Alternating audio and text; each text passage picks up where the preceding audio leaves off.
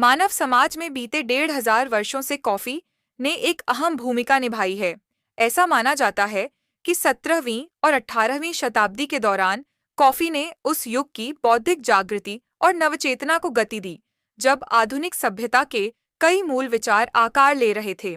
Coffee का प्रमुख सक्रिय घटक कैफीन होता है, जो मानसिक क्रियाशीलता को प्रभावित करता है। यह पृथ्वी पर सबसे अधिक उपयोग में लाया जाने वाला ऐसा रसायन बन चुका है जो मनुष्य की चेतना और सोच को प्रभावित करता है। कॉफी कॉफिया अरेबिका नामक पौधे के बीजों से तैयार होती है, जिसकी उत्पत्ति पूर्वी अफ्रीका, विशेष रूप से इथियोपिया से मानी जाती है। आज विश्व का लगभग 90% से अधिक कॉफी उत्पादन विकासशील देशों से आता है, जिनमें प्रमुख रूप से वियतनाम, इंडोनेशिया और दक्षिणी अफ्रीका के देश शामिल हैं, जबकि इसका सबसे अधिक उपभोग औद्योगिक राष्ट्रों में होता है। ऐतिहासिक मान्यताओं के अनुसार 9वीं शताब्दी में काल्डी नामक एक गडेरिये ने यह देखा कि उसके जानवर एक विशेष फल खाने के बाद अत्यधिक ऊर्जावान हो जाते हैं। उसने भी वह फल खाकर स्वयं अनुभव किया और इस प्रकार कॉफी का पहला प्रयोग आरंभ हुआ। धीरे धीरे स्थानीय समुदायों ने इस पौधे के बीजों और पत्तियों को पानी में भिगोकर सेवन करना शुरू कर दिया और फिर इससे पेय तैयार किया जाने लगा। ऐतिहासिक प्रमाणों से यह ज्ञात होता है कि यमन के सूफी संतों ने 14वीं शताब्दी में सबसे पहले कॉफी बीजों को भूनकर एक ऊर्जावान पेय के रूप में प्रयोग किया। 15वीं शताब्दी तक यह पेय पूरे ऑटोमन साम्राज्य में लोकप्रिय हो गया और अनेक स्थानों पर कॉफी हाउस खुलने लगे। ये स्थान सामाजिक संवाद, व्यापारिक चर्चाओं और राजनीतिक विमर्श के केंद्र बनने लगे, जो आगे चलकर यूरोप तक फैल गए। 20वीं सदी के विख्यात दार्शनिक जर्गन हेबरमास का मानना था कि कॉफी के बिना शायद बौद्धिक क्रांति की धार इतनी तीव्र नहीं होती।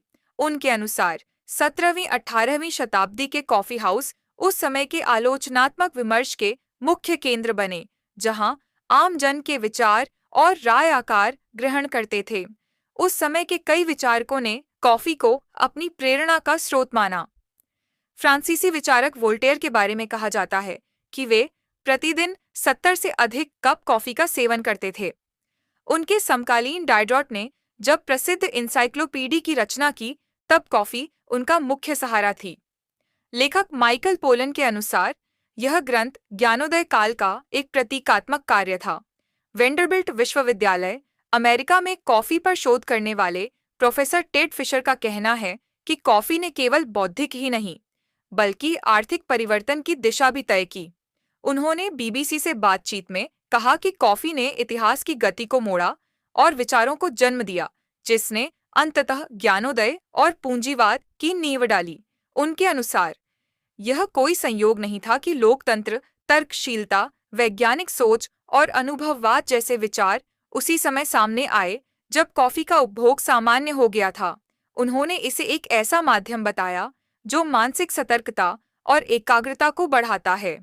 फिशर के अनुसार व्यापारिक समुदाय को यह समझ में आ गया कि कॉफी कर्मचारियों की उत्पादकता बढ़ा सकती है, इसलिए उन्होंने कॉफी को कार्यस्थलों पर उपलब्ध कराना शुरू किया, जिससे कॉफी ब्रेक की परंपरा आरंभ हुई। हालांकि कॉफी के इतिहास में एक काला अध्याय भी है, गुलामी का। फ्रांसीसी उपनिवेशों में अफ्रीकी गुलामों से हैती के खेतों में जबरन काम करवाया गया। 19वीं सदी की शुरुआत तक ब्राजील दुनिया की 1/3 कॉफी का उत्पादन गुलामों के बल पर करता था।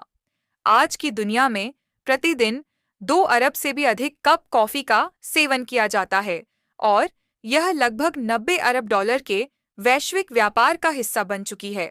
एनजीओ हेफर इंटरनेशनल के अनुसार कॉफी उत्पादन की प्रक्रिया में आज भी अधिकांश श्रमिक अत्यंत कम वेतन पर काम करते हैं।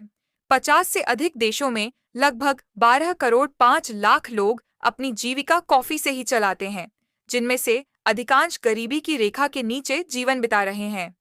जब हम कॉफी पीते हैं तो उसमें मौजूद कैफीन पाचन क्रिया के दौरान रक्त में समा जाता है और फिर मस्तिष्क तक पहुंचकर अपनी सक्रियता दिखाना शुरू करता है। यह रसायन हमारे शरीर में प्राकृतिक रूप से बनने वाले एडेनोसिन नामक तत्व की संरचना से मेल खाता है। सामान्यतः एडेनोसिन शरीर को शांत करता है और सुस्ती लाता है, जबकि कैफीन इसके विपरीत कार्य करता है। कैफीन मस्तिष्क की नसों पर मौजूद एडेनोसिन रिसेप्टर्स को अवरुद्ध कर देता है, जिससे मानसिक सजगता, एकाग्रता और सतर्कता में वृद्धि होती है। इसका प्रभाव रक्तचाप को थोड़ा बढ़ा सकता है, भूख को कम कर सकता है और थकान को घटा सकता है। कैफीन के ये प्रभाव आमतौर पर 15 मिनट से लेकर 2 घंटे तक टिके रहते हैं। शरीर इसे 5 से 10 घंटे में बाहर निकाल देता है, लेकिन मानसिक प्रभाव इससे अधिक समय तक बना रह सकता है। स्वास्थ्य विशेषज्ञों का सुझाव है कि कैफीन का सेवन सीमित मात्रा में ही किया जाना चाहिए। सुबह के समय जब पहला कप लिया जाए, तो दोपहर में दूसरे कप से बचना चाहिए, जिससे नींद या चयापचय पर नकारात्मक प्रभाव न पड़े।